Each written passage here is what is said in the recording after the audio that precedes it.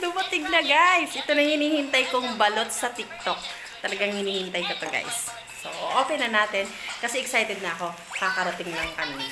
So, yung binayaran ko ay 286. 10 peraso na po ito. Hindi ko alam kung naka-sale sila or ano. Pero 286 lang yung binayaran ko. Kasama na yung shipping fee. Cash on delivery. Buksan natin guys. I'm so excited. So excited talaga. Kung karanta ako nag-crave ng balot. Kasi nga, mahirap lumabas dito sa bahay namin.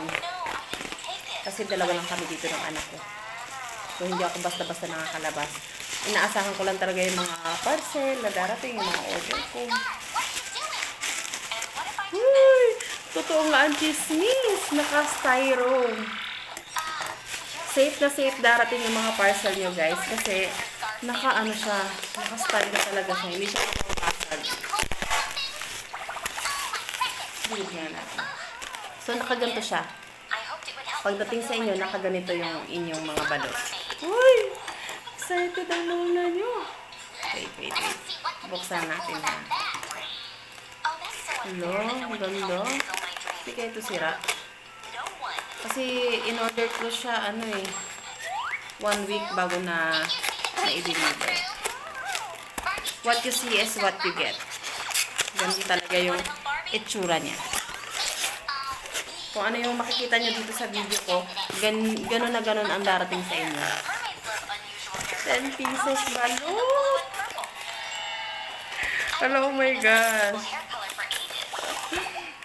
So, yung nabasa ko dun sa, yung napanood ko dun sa sa video, kung ba't ako napa-order, papakuluan mo lang siya ng 5 minutes. Pero dahil nagkikrave ako, tumutunog siya sa loob. Wala siyang amoy, guys. 10 pieces. Balot sa TikTok. So excited! Balot sa TikTok.